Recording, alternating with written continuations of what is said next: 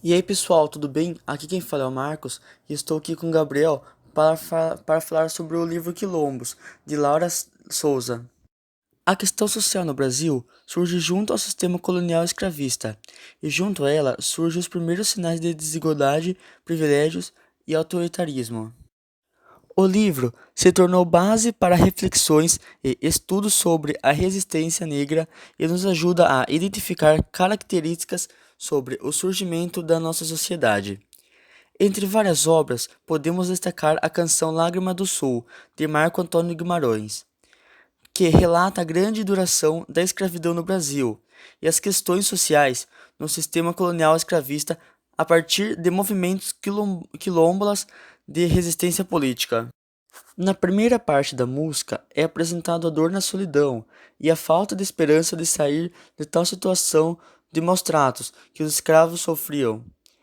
Porém, na segunda parte é representada a mudança em que o escravo não estava mais só, mas agora ele sentia sua dor em multidão, e a escravidão, além de ocorrer no campo, também começa a ocorrer nos grandes centros urbanos, nas cidades, onde começaram a surgir as indústrias. Falar sobre o quilombismo no Brasil ainda significa ver a história ao contrário do discurso oficial e de uma historiografia tradicional que concebia os africanos escravizados como obedientes e completamente submetidos às leis coloniais e escravistas da época. Hoje sabemos que tudo isso não é verdade, que aonde havia também a escravidão, também havia sempre um tipo de resistência.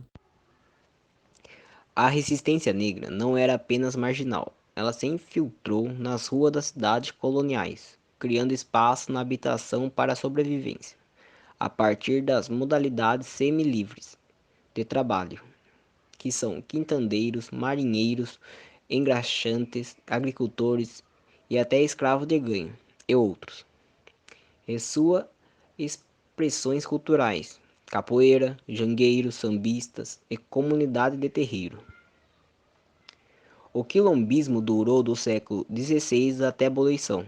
Era o ganho estruturais do sistema da escravidão, porém algum dos meios de conflito social.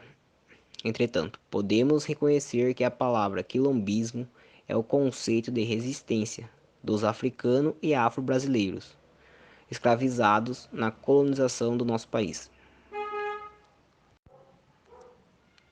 O termo usado pelos escravos do Brasil era mocambo, do qual o termo remota à África e diz a respeito à forma de viver e morar no acampamento autossustentável, que é baseado na função africana e afrodescendente.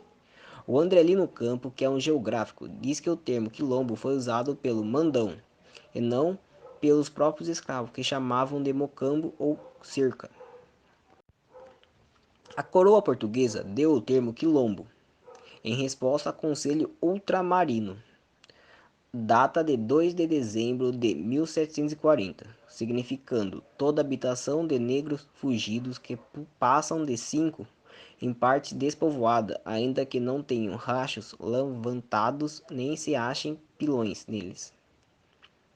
A palavra quilombo no termo africano significa esconderijo. No Brasil se torna sinônimo de escravo fugitivo, que procura abrigo em locais de difícil acesso para construir organizações sociais. No final, decidimos trabalhar com o termo afro-brasileiro para referir a cultura e modo de viver dos africanos que vieram ou são descendentes do Brasil.